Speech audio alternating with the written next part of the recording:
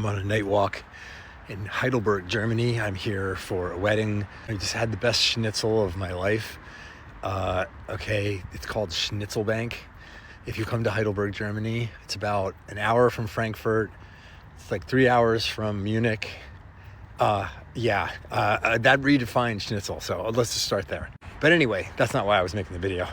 I am enjoying this town, but okay, I got to give you guys a report. I'm not saying this to bash on the United States. I love my country. These are tough times. We're down bad. We're down bad. I think I mentioned in another video, maybe I didn't, maybe I edited myself, but my friend who is Italian, I have a bunch of Italian friends in Nice, but one of my friends who's Italian said, listen, first of all, Italians love Americans.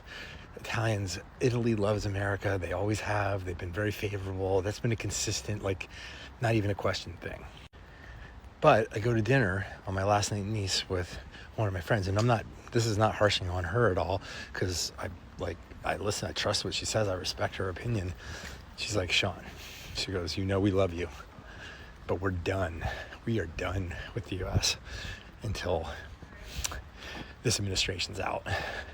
And she meant it. She was just like, I can't support this anymore. And I was just like, and she wasn't attacking me. I didn't take it personally. But I was just like, yeah, wow. That was like a gut punch. Because these are people that I've known for 20 years. I've been visiting them maybe 12 times in 20 years. They've never said a negative word. They ask questions and stuff, but they're just done. They're all just... The world is just laughing at us or in horror at us, depending on the person. So I was at a restaurant where they kind of sit you at a communal table with other people tonight, and the one I was talking about, which is cool. You get to meet people, random people, and have conversations. And here I am, I'm the token American at the table, and they're just talking about, oh man, just to hear what they're hearing and what they're thinking and how worried they are about us, it's frightening. It's never been... We've had awkward moments being Americans, the policies of certain administrations on both sides. This is not a partisan post, by the way. We've had all kinds of things we've done bad, but I've always held my head high, and I still will, but it's cringeworthy. It's really cringeworthy. It's beyond cringeworthy. It's funny because what people say is we're still the leaders. This German English couple that I talked to, they were very respectful and nice. Everybody asked questions. They're not coming at me, maybe my friend was because she felt more comfortable. I don't mind that. But these other people who I just met, they're just asking questions how are you guys feeling, and what is this about, and how do you feel? And they just put back in our faces some of the things that are being said on the world stage. And I want to say nice things. I want to be positive. I want to be hopeful. But it's really hard right now. It's hard to defend any of it. And it sucks the way we look to the world. I know in the U.S., but by the way, also they see things on the news we don't know about. They know about the things going on in our country that we don't know about. Sorry, it's getting dark here. They know what's going on in our country. We don't. We do not have freedom of press. We do not have freedom of information anymore. We don't have it because I'm getting news about our country that I can't get. I can't even say it on here because they'll filter me and they'll put strikes on my account because I'm not going to say it. But this is things that are just in the everyday news that Europeans, for example, know about us that we don't know in our own country. What the hell? That's where we are in 2025. It's so dark now. Yeah, that's where we are in 2025. It's also embarrassing when I have people telling me that this one hit home. San Francisco. I moved to San Francisco 37 years ago. San Francisco is the golden jewel of America. And now it's not that. And these people said, so yeah, we were really excited to go to San Francisco. The same couple that I was just talking about, they're we were really excited, but we didn't feel safe.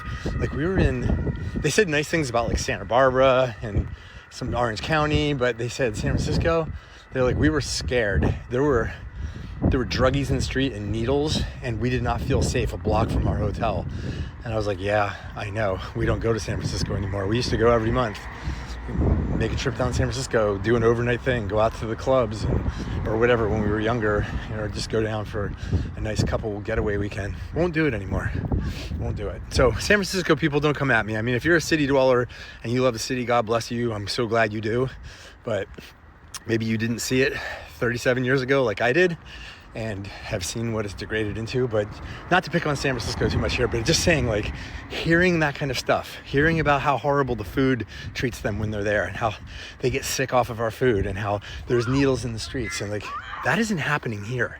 I'm not going to any city in Europe, in Germany or France or Italy, even the ones that aren't that great. I'm looking at you, Napoli. Yeah, Naples, okay. Get the pizza and leave. Even the Italians say that. But you know what? I feel safe in Naples. I feel safe there.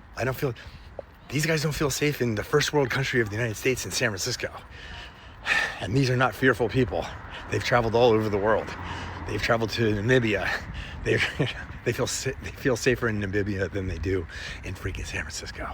Anyhow, the point in this post is that I look forward to a day where these are not the conversations that are being had.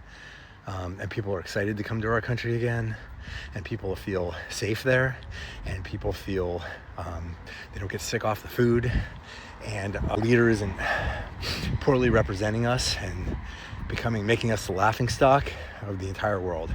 I look forward to that, because the country goes on. We are not, as a people, defined by any one administration or politician or policy.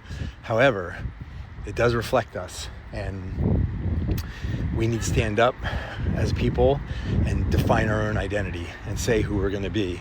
Because if we let the billionaires and the corrupt politicians do it for us, that definition is going to be very, very ugly. And we can't complain, because we put them there and we left them there. Last note, French people get made fun of a lot. Oh, the French are always striking. The French are always, complaining and striking and everything. You know what? I respect the hell out of them, because they stand up for themselves. The littlest change in policy that they don't like, they're marching in the streets. They're shutting down the bus stations, train stations, the airports, like whatever. Like, they're shutting down the economy, shutting it down to fight for their rights. The USA could take a lesson in that, because we're just like, oh, somebody's gonna come save us, but we don't have that will. The French don't take crap lying down. When did we stop being that?